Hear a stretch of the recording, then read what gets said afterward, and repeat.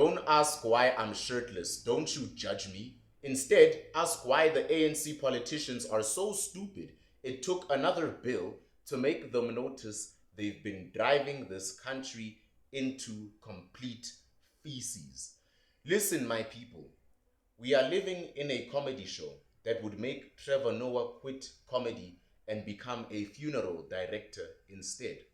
The United States Senate, the same people who argue for 6 months about whether a hot dog is a sandwich, have looked at our government and said, you know what?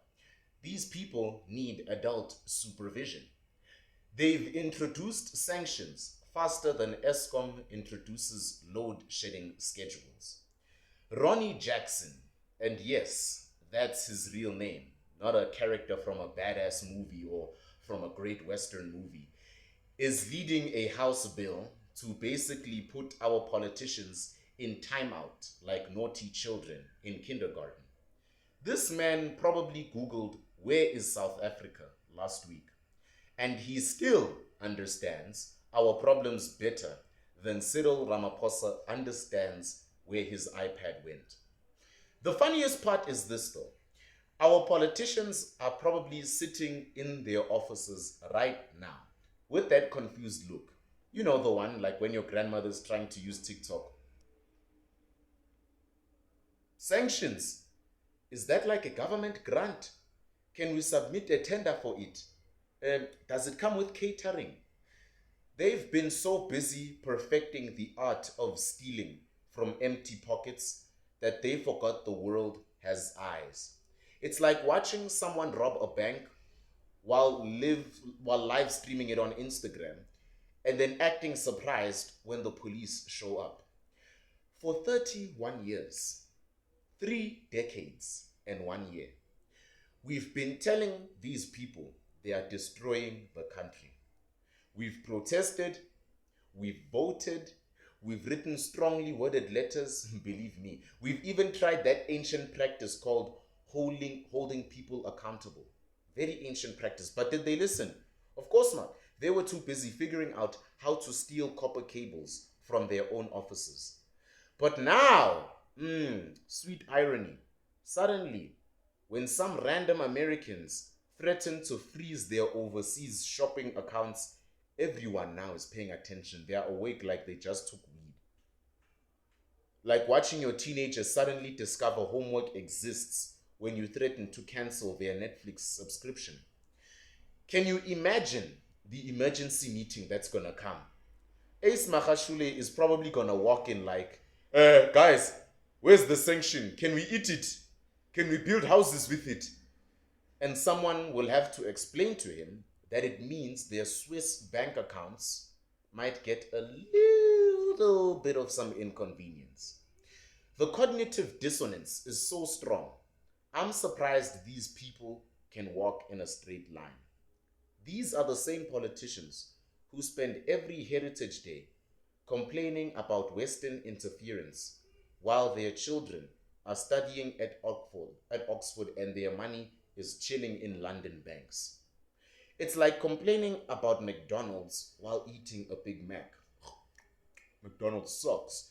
And you know what the response is going to be right now. I can already see it. I told you guys, I'm a prophet. It's going to be an emergency press conference. Ramaphosa's going to adjust his tie 17 times. He's going to clear his throat and wipe his face like he's about to announce the cure for cancer or going to announce he rebuilt Tesla Tower. He's going to say this is an attack on our sovereignty. The West doesn't understand our struggle. Brother, the only thing the West doesn't understand is how you took a country with more minerals than a geology textbook and turned it into a place where the lights work less often than your own parliament does. They'll probably blame apartheid again. They'll blame colonialism. They'll blame the weather maybe this time. Mercury being in retrograde. And that one time someone gave them a dirty look in 1987. Everything except the obvious. They couldn't organize a tender in a corruption factory. The US senators are probably sitting there like, all right, guys, like, how do you mess this up spectacularly? We literally gave you guys the democracy manual, and somehow you all turned it into toilet paper. It's like giving someone IKEA furniture instructions, and then they somehow manage to build a nuclear reactor that doesn't work. Not worth the effort, is it? But here's the real comedy gold. This sanctions bill is basically America saying, South Africa, we're embarrassed to know you. We've become that one friend who posts their relationship drama on Facebook every day. The Americans are like, guys, can you please stop? Can you stop? Your democracy is not giving. You're making democracy look bad. Our politicians have turned South Africa into the international equivalent of that reality TV show nobody wants to admit they watch, but still can't stop following because the drama is just so intense. The timing is chef's kiss perfect, really. September 24th protests are coming up too. The youth is ready to march. They are angry. And suddenly, international sanctions. It's like the universe looked at South Africa. It's like God looked at South Africa and said, you know what? Subtle hints aren't working. It's time to bring out the big guns. You know what I mean? I can already see tomorrow's headlines. ANC's politicians discover actions have consequences. Discover local scientists are baffled by this previously unknown phenomenon called the US bill. And the beautiful thing about sanctions is that they're specifically designed for people who are too stubborn to learn from gentle corrections. It's like international parenting. Since you won't clean your room voluntarily, no PlayStation for you. They spent so much time fighting white monopoly capital that they created black monopoly chaos. It's like they looked at the apartheid government and said, hold my beer.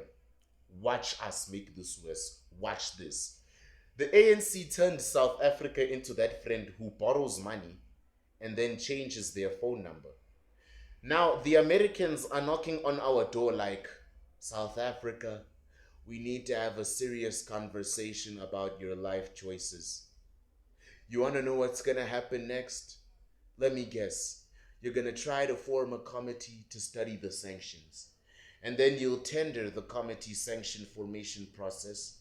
And then you're going to go and have a workshop about the tender. And then you're going to steal the money allocated for the workshop. It's like watching someone dig a hole, fall into it, and then ask the government for a grant to dig it deeper. Ramaphosa will probably even give a speech about the renewal and the new dawn. My brother, Paula, at this point we don't need a new dawn. We need a whole new solar system that excludes you because you've managed to break the concept of time itself. The politicians are probably Googling how to reverse sanctions and finding results like Step 1, stop being corrupt. Step 2, actually govern. And then they're like, "Hi man, isn't there an easier way?" Like, hello, is there no tender we can submit? But here's the ultimate joke. They were probably trying to blame the opposition parties. No, you see what happened? The DA told the Americans to sanction us. But my friend, you just commended the DA yesterday, and you decided that running a country is the same thing as running a spaza shop, except with less accountability. So here we are. Well, here I am, sitting shirtless in the metaphorical rain, watching how our government gets lectured by foreigners who understand governance better than people who have been in power for 3 decades.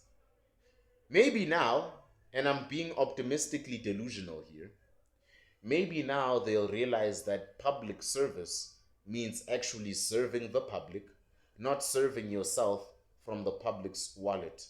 But who am I kidding? They'll probably try again. By that I mean they'll try to tender the sanctions and somehow still mess that up.